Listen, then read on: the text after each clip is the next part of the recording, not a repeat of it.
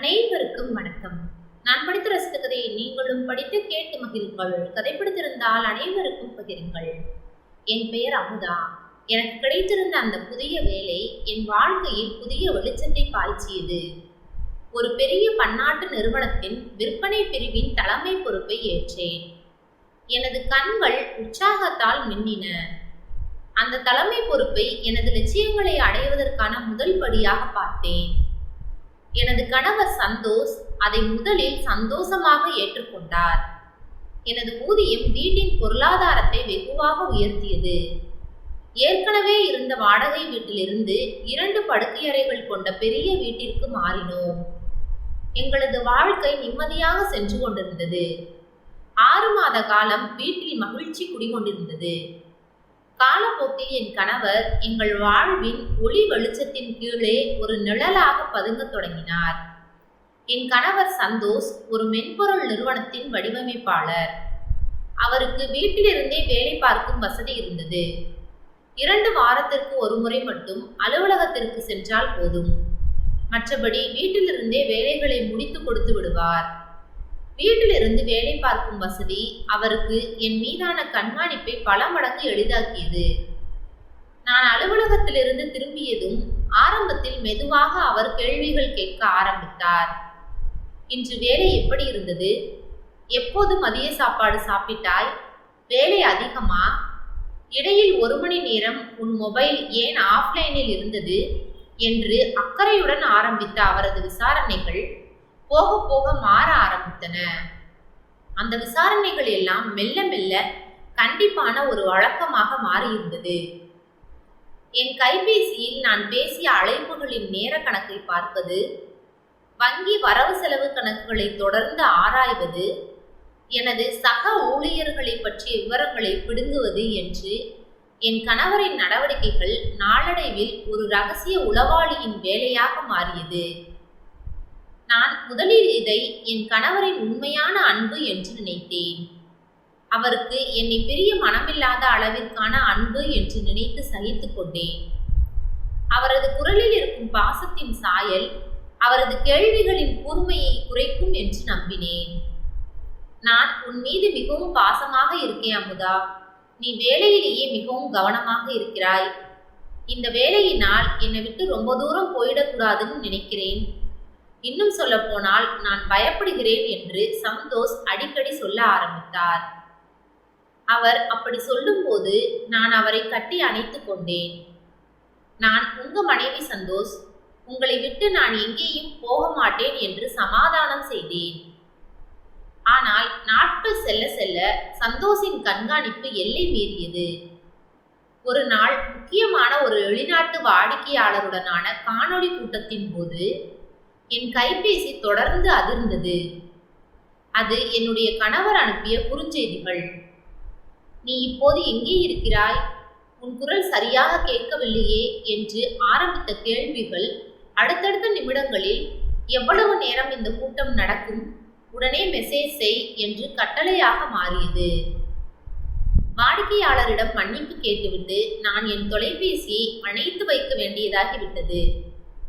அந்த கூட்டத்திற்கு பிறகு நான் கடும் மன உளைச்சலுக்கு ஆளானேன். அன்பின் பெயரால் ஒருவன் தனது துணையின் வாழ்க்கையை இப்படி சிதைக்க முடியுமா? இதை பற்றி அமுதா கேள்வி கேட்க ஆரம்பித்த போது சந்தோஷ் எப்போதும் போல மௌனத்தையே ஆயுதமாக பயன்படுத்தினான். நான் உன் நல்லதுக்குத்தான் இதையெல்லாம் செய்கிறேன் அமுதா, உனக்கு புரியாது என்ற ஒரு வார்த்தையை மட்டும் சொல்லிவிட்டு என்னை தனிமையில் விட்டு சென்றார். என் மனதில் சந்தோஷின் பாசம் ஒரு அழகிய அரவணைப்பல்ல, அது ஒரு இறுக்கமான பிடி, சுவாசிக்க கூட முடியாத ஒரு பிடி என்ற உண்மை உரைக்க ஆரம்பித்தது. எனது தனிப்பட்ட சுதந்திரத்தை இழந்து விட்டதாக உணர்ந்தேன். என் மனதில் ஒருவித பயம் தொற்றிக் கொண்டது. கண்கள் கண்ணீரை கொட்டி தீர்த்தன. சந்தோஷ் தான் செய்வது சரி என்ற மனநிலையில் இருந்தார். என் கணவரின் நடவடிக்கைகளுக்கு பின்னால் இருந்த உண்மையான நோக்கம் எனக்கு தெரியவில்லை. அவரது ஒவ்வொரு செயலையும் அவநம்பிக்கையின் வெளிப்பாடாகவே நான் கருதினேன். எனது தொழில் ரீதியிலான வளர்ச்சி சந்தோஷுக்கு பிடிக்கவில்லை என்று நினைத்தேன். அவரது கண்காணிப்பு எல்லைகள் அடுத்த கட்டத்திற்கு சென்றன. ஒரு நாள் லேப்டாப்பில் வேலை செய்து கொண்டிருந்த போது நான் திடீரென ஒரு புதிய செயலி ஆப்பிற்கான ஐகானை கவனித்தேன். அந்த செயலியை எனக்கு தெரியாமல் சந்தோஷ் லேப்டாப்பில் நிறுவியிருந்தார். அது எனது ஒவ்வொரு அசைவையும் அவருக்கு ரகசியமாக அனுப்பி கொண்டிருந்தது. நான் அதிர்ச்சியில் உறைந்து போனேன். எதற்காக இதை நிறுவ வேண்டும்? என் மீது அப்படி என்ன சந்தேகம்? இப்படியே என்னால் சந்தோஷுடன் ஒரு வாழ்க்கையை வாழ முடியுமா என்ற கேள்விகள் என் மனதை ஆக்கிரமித்தன. இது நம்பிக்கையோடு உடன் இருக்கும் துணையின் மீதான அன்பு அல்ல, இது என் வாழ்க்கையின் மீதான அவரது ஆக்கிரமிப்பு என்பதை உணர்ந்தேன். அவரிடம் நேராக கேட்டுவிட வேண்டும் என்று என் மனம் துடித்தது. அடுத்த நாள் நல்ல சந்தர்ப்பத்திற்காக காத்திருந்தேன். சந்தோஷும் வீட்டில்தான் இருந்தார். அவரிடம், ஏன் சந்தோஷ், என் மேல உனக்கு கொஞ்சம் கூட நம்பிக்கை இல்லையா? நான் உன்னோட மனைவி, நான் ஒரு குற்றவாளி இல்லை என்று நான் கோபமாக கத்தினேன். சந்தோஷ் எதுவும் பேசாமல் அமைதியாக நின்று கொண்டிருந்தார். அவரால் உண்மையை சொல்ல முடியவில்லை. சிறிது நேரம் கழித்து சும்மா விளையாட்டாக இன்ஸ்டால் செய்தேன். என்னுடைய பாதுகாப்பிற்காகவும் தேவைக்காகவும் இன்ஸ்டால் செய்தேன். இப்போதெல்லாம் லேப்டாப்பில் இருக்கும் நம்முடைய புகைப்படங்களை எடுத்து தவறாக பயன்படுத்தி விடுகிறார்கள். அப்படி எதுவும் நடக்கக்கூடாது என்பதற்காகவும் தான் அந்த ஆப்பை இன்ஸ்டால் செய்தேன். உன்னை கண்காணிக்க வேண்டும் என்ற எண்ணம் எனக்கு இல்லை என்று மழுப்பலாக சொன்னார். அவரது கண்களில் ஒரு விதமான பயம் இருந்தது. ஆனால் அது என்னுடைய கோபத்திற்கான பயம் அல்ல, வேறு ஏதோ ஒரு காரணத்திற்கான பயம் என்று எனக்கு அப்போது புரியவில்லை. அவரது மௌனமும் மழுப்பலும் எனது கோபத்தை மேலும் தூண்டியது. நீ என்ன நம்பலேனா நம்ம 2 பேருக்கும் இடையில என்ன இருக்கு? இந்த கல்யாண பந்தத்திற்கான அர்த்தம் தான் என்ன என்று நான் கேட்டபோது அவரால் அதற்கும் பதில் சொல்ல முடியவில்லை. இன்னும் சொல்ல போனால் அவருக்கு பதில் தெரியவில்லை. உண்மையில் அவரால் உண்மையை சொல்ல முடியாது. அவர் கொடுத்திருந்த வாக்குறுதியை மீற முடியாது என்பதால் என்னிடம் எதுவும் சொல்ல முடியாமல் அமைதியாக நின்றிருந்தார். என் கணவரின் இந்த கட்டுப்பாட்டுக்குள் என்னால் இருக்க முடியவில்லை. இதில் இருக்க எனக்கு பயமாக இருந்தது. நான் எனது நண்பர்களுடன் பேசுவதையும் அலுவலக கொண்டாட்டங்களில் கலந்து கொள்வதையும் முற்றிலுமாக குறைத்து கொண்டேன். நான் ஒரு நிழல் வாழ்க்கையை வாழத் தொடங்கினேன். வேலையில் இருந்த உற்சாகம் குறைந்தது. எனது திறமையை பாராட்டி எனக்கு வரவேண்டிய ஒரு பதவி உயர்வு அவரது சந்தேகங்களால் தடைபட்டு விடுமோ என்று எனக்குள் பயமாக இருந்தது. வீட்டு சூழல் எனக்கு ஒரு சிறைச்சாலையாக மாறியது.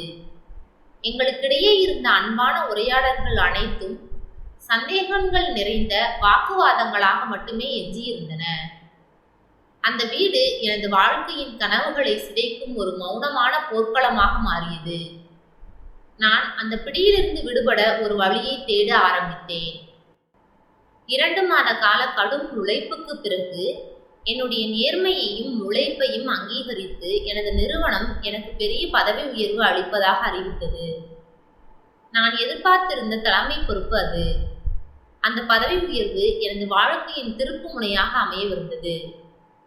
இந்த செய்தியை சந்தோஷிடம் சொன்னபோது அவர் நான் எதிர்பார்த்தபடி பெரிதாக மகிழ்ச்சி அடையவில்லை. திடீர்னு உனக்கு மட்டும் ஏன் இந்த கூடுதல் பொறுப்பு என்ற சந்தேக பார்வையை வீசினார். அந்த சந்தேக பார்வைதான் எனக்கு இறுதி புள்ளியாக அமைந்தது. இவர் ஒருபோதும் மாறப்போவதில்லை. இவரது அன்பும் அக்கறையும் ஒரு விதமான மனநோய். அது எனது வாழ்க்கையை சிதைத்துவிடும் என்பதை உணர்ந்தேன். நான் எனது வெற்றியை கொண்டாடுவதை விட எனது கணவரின் சந்தேகப்பிடியிலிருந்து தப்பிப்பதையே பெரிதாக நினைத்தேன். அன்று மாலை சந்தோஷ் வெளியே சென்றிருந்தார். அது எனக்கு கிடைத்த வாய்ப்பாக நினைத்தேன். அவனை விட்டுவிட்டு நான் அந்த வீட்டிலிருந்து கிளம்ப முடிவெடுத்தேன். நான் பெரிதாக எந்த பொருளையும் எடுத்துக்கொள்ளவில்லை. சில அத்தியாவசிய உடைமைகள், எனது அலுவலக ஆவணங்கள், அவ்வளவுதான். அந்த வீட்டை விட்டு வெளியேறும் போது நான் அவருக்கு ஒரு கடிதத்தை மட்டும் விட்டு சென்றேன். சந்தோஷ், உங்களது பாசம் எனக்கு புரிகிறது. ஆனால் உங்களது நம்பிக்கையின்மை என்னை கொன்றுவிட்டது. நீங்கள் உங்களுடைய துணையையும் அவளது கனவுகளையும் தொழிலையும் நம்ப முடியாத போது அந்த உறவில் நான் வாழ விரும்பவில்லை. எனக்கு சுதந்திரமான வாழ்க்கை வேண்டும். தயவு செய்து என்னை தேட வேண்டாம். என்னால் இந்த கட்டுப்பாடுகளோடும் உங்களோடும் வாழ முடியாது. இப்படிக்கு அமுதா. நான் அந்த வீட்டு வாசலை கடந்து சென்றபோது எனது மனதில் இருந்த பெரிய பாரம் நீங்கியது போல ஒரு உணர்வு ஏற்பட்டது. அது நான் என் கணவரிடம் இருந்து தப்பித்து செல்வதால் ஏற்பட்ட உணர்வு. எனக்கு விடுதலை கிடைத்ததாக உணர்ந்தேன். சந்தோஷ் வீட்டிற்கு திரும்பிய போது நான் அங்கு இல்லை. என்னை காணவில்லை என்றவுடன் எனக்கு போன் செய்து பார்த்தார். என்னுடைய போனை அணைத்து வைத்திருந்தேன். வீட்டில் என்னுடைய படுக்கை அறையில் இருந்த கடிதத்தை எடுத்து படித்தார். அவரது முகம் வெளிறியது. கோபம், வேதனை, குற்ற உணர்ச்சி என எல்லாமே அவரது கண்களில் மாறி மாறி தெரிந்தது. நம்பிக்கையின்மை என்ற ஒரு வார்த்தையை சொல்லிவிட்டு சென்று விட்டாய். அமுதா, உனக்கு என்ன தெரியும் என்று அவர் தனக்குள்ளேயே முணுமுணுத்து கொண்டார். அவர் அப்படியே படுக்கையிலேயே சுருண்டு படுத்த அழ ஆரம்பித்தார். அவர் இத்தனை நாட்களாக நான் செய்த தியாகம் வீணாகிவிட்டதே என்று வருந்தினார். அவரது மௌனமே எங்களுடைய பிரிவுக்கு காரணமாகிவிட்டது. அவரது கவலையெல்லாம் அமுதா இப்போது தனியாக இருக்கிறாளே, அவளை யார் கவனித்துக் கொள்வார்கள் என்ற கவலை மட்டும்தான் அதிகமாக இருந்தது. நான் எனது புதிய வாழ்க்கையை தனிமையில் தொடங்கினேன். என்னுடைய புதிய நகரத்தில், புதிய அலுவலகத்தில் என்னுடைய சுதந்திரத்தை முழுமையாக அனுபவித்தேன். யாரும் என்னுடைய போன் அழைப்புகளை கண்காணிக்கவில்லை. வரவு செலவு கணக்கை பற்றி யாரும் கேள்வி கேட்கவில்லை. என்னுடைய பதவி உயர்வுக்கான பணியில் என்னுடைய முழு திறமையுடன் பணியாற்றினேன். இருப்பினும் சில வாரங்கள் சென்ற பிறகு எனக்கு ஒருவித பலவீனம் ஏற்பட தொடங்கியது. சிறிய வேலை செய்தால் கூட உடல் மிகவும் சோர்வடைந்தது. ஒரு நாள் அலுவலகத்தில் முக்கியமான கூட்டத்தின் போது எனக்கு கடுமையான தலை சுற்றல் ஏற்பட்டது. 2 நாட்களாக காய்ச்சல் விடாமல் என்னை வாட்டியது. பயந்து போன நான் வேறு வழியில்லாமல் எனக்கு முன்னர் மருத்துவம் பார்த்து கொண்டிருந்த டாக்டர் ரங்கராஜனை சந்திக்க சென்றேன். டாக்டர் ரங்கராஜன் என்னை முழுமையாக பரிசோதித்தார். அவருடைய முகத்தில் ஒரு விதமான கவலையும் கோபமும் கலந்திருந்தது. அமுதா, உன் கணவர் சந்தோஷ் எங்கே? அவர் உன்னை ஏன் தனியாக மருத்துவமனைக்கு அனுப்பி வைத்தார் என்று டாக்டர் நேரடியாகவே கேட்டார். எனக்கு கண்ணில் நீர் கோர்ந்தது. அதை துடைத்து கொண்டு, டாக்டர், நான் அவரை விட்டு பிரிந்து வந்துவிட்டேன் என்றேன். அவர் என் மீது அளவுக்கு அதிகமாக சந்தேகம் கொண்டார். என்னுடைய சுதந்திரத்தை முழுமையாக பறித்தார். அதனால் அவரை விட்டு நான் வந்துவிட்டேன் என்று என் கண்கலங்க எல்லாவற்றையும் விளக்கினேன். சந்தோஷ் என்னை ஒவ்வொரு நொடியும் கண்காணித்து வந்தது பற்றியும் சொன்னேன். டாக்டர் ரங்கராஜன் ஒரு கணம் கண்களை மூடினார். பிறகு ஆழ்ந்த பெருமூச்சுடன் பேச ஆரம்பித்தார். அவரது குரலில் ஒரு பெரிய உண்மையை சொல்ல போகும் பாரம் இருந்தது. அமுதா, நீங்கள் பெரிய தவறு செய்துவிட்டீர்கள். ஆனால் அதற்கு காரணம் நான் தான் என்று எனக்கு இப்போதுதான் புரிகிறது. என் ஆலோசனை தான் உங்களது பிரிவுக்கு காரணமாகிவிட்டது என்றார். நான் அவரை குழப்பத்துடன் பார்த்து கொண்டிருந்தேன். உண்மையில் நான் தான் உங்களை தொடர்ந்து கண்காணிக்க சொல்லி அவருக்கு அறிவுரை கொடுத்தேன் என்றார். நான் அதிர்ச்சியில் உறைந்து போனேன். உங்கள் உடல்நிலை மிக மோசமாக இருக்கிறது அமுதா. உங்களுக்கு ஒரு அரிய வகை இருதய தளர்வு நோய் இருக்கிறது. நீங்கள் அதிகப்படியான மன உளைச்சல் அல்லது உடல் உழைப்பின் போது எப்போது வேண்டுமானாலும் எங்காவது மயங்கி விழுந்துவிட வாய்ப்பு இருக்கிறது என்றார். எனக்கு உலகமே தலைகீழாக சுழன்றது. அவர் மேலும், உங்கள் இதயம் திடீரென செயலிழக்காமல் இருக்க தொடர்ச்சியான மருந்துகளை சரியான நேரத்திற்கு கொடுக்க வேண்டும். நீங்கள் எப்போது மயங்கி விழ நேர்ந்தாலும் உடனடியாக கவனிக்க வேண்டும். அதனாலேயே அவர் நீங்கள் இருக்கும் இடத்தை, உங்கள் சோர்வின் அளவை, நீங்கள் எந்த அழைப்பை பேசுகிறீர்கள் என்பதை நிமிடத்துக்கு நிமிடம் கண்காணிக்க வேண்டிய கட்டாயத்தில் இருந்தார். டாக்டர் ரங்கராஜன் தொடர்ந்து, உங்களுடைய கனவும் தொழிலில் கவனமும் சிதறிவிடக்கூடாது என்பதாலும், உங்களுக்கு உண்மை தெரிந்தால் உங்களின் மன அழுத்தம் அதிகரிக்கலாம் என்பதாலும், உங்களிடம் உடல்நிலை பற்றிய உண்மையை சொல்ல வேண்டாம் என்று நான் தான் சொல்லியிருந்தேன். அவர் உங்களது சந்தேகங்கள், கோபங்கள், வார்த்தைகள் அனைத்தையும் தாங்கிக் கொண்டார். உங்களது வாழ்க்கையையும் உங்களது லட்சியத்தையும் காக்க அவர் எல்லாவற்றையும் இழந்திருக்கிறார் அமுதா. இவை அனைத்தும் அவர் உங்களது உயிரை காக்க செய்த மகத்தான தியாகம்தான் அமுதா என்று அவர் சொல்லி முடித்தார். அவர் சொன்ன உண்மை என்னுடைய மண்டைக்குள் இடிபோல் இறங்கியது. சந்தோஷின் மௌனம் அவரது சந்தேகம் என்று நான் நினைத்ததெல்லாம் என்னுடைய உயிரை காக்க அவர் சுமந்த மௌனமான பொறுப்பு என்பதை உணர்ந்தேன். குற்ற உணர்ச்சியால் துடிதுடித்தேன். அவர் காட்டியது உண்மையான அன்பு. அவர் காட்டிய கண்காணிப்பு சந்தேகம் அல்ல, அவரது உண்மையான பாசம் என்பதை உணர்ந்தேன். நான் மருத்துவரிடம் இருந்து விடைபெற்று அங்கிருந்து வெளியேறி வீட்டிற்கு வந்து சேர்ந்தேன். அப்போது எனது உடல் பலவீனமெல்லாம் எனக்கு ஒரு பொருட்டே இல்லை என்று தோன்றியது. என்னுடைய மனதெல்லாம் சந்தோஷ் எங்கிருப்பார் என்ற தேடலில் தான் இருந்தது. சந்தோஷின் உண்மையான அன்பை புரிந்து கொண்ட எனக்கு இப்போது அவரது அரவணைப்பு தேவைப்பட்டது. நான் வீட்டை விட்டு வெளியேறிய பிறகு சந்தோஷ் வேறு எங்கும் செல்லவில்லை. அதே வீட்டில் தனிமையில் வாழ்ந்து வந்திருக்கிறார். அவர் என்னை தேடி அலைந்ததால் அவர் வேலையும் இல்லாமல் போயிருந்தது. மிகவும் கவலையுடனும் சோர்வுடனும் காணப்பட்டார். அவர் அறையில் இருந்த எல்லா பொருட்களும் அப்படியே இருந்தன. என்னுடைய பொருட்கள் உட்பட அனைத்தும் பாதுகாப்பாக இருந்தன.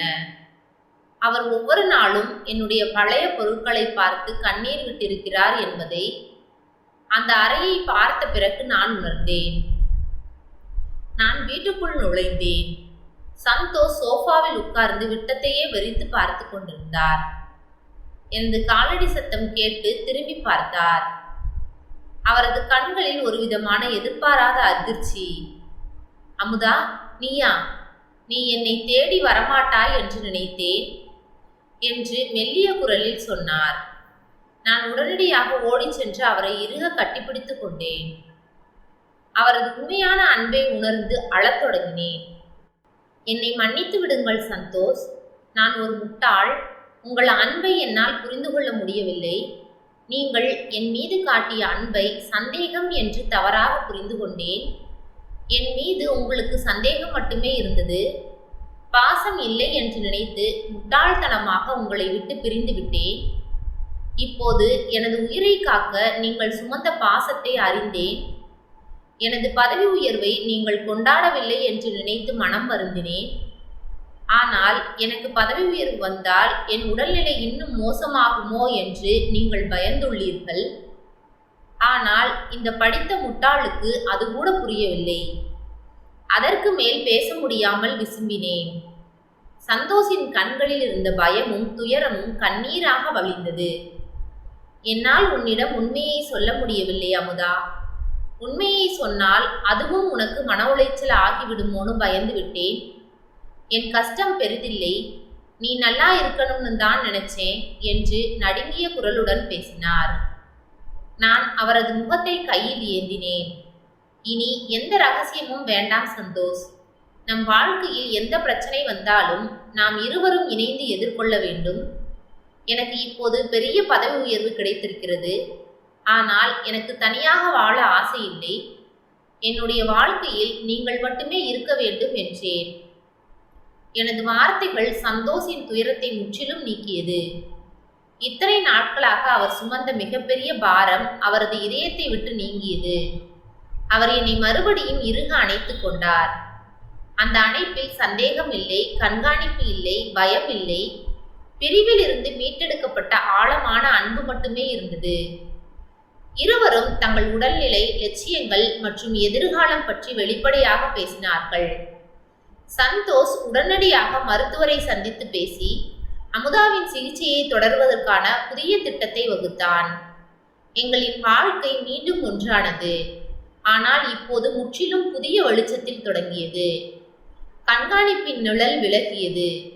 காரணம் என்னவென்றால் எங்களுக்கு இடையேயான மௌனமான தியாகத்தை இப்போது இருவருமே புரிந்து கொண்ட உண்மையான நம்பிக்கை என்னும் ஒளி நிரப்பியது. நன்றி. கதை பிடித்திருந்தால் லைக் பண்ணுங்க, ஷேர் பண்ணுங்க, சப்ஸ்கிரைப் பண்ணுங்க. உங்களுடைய கருத்துக்களை கமெண்ட் பாக்ஸில் தெரிவிக்கவும். தங்கள் ஆதரவிற்கு நன்றி.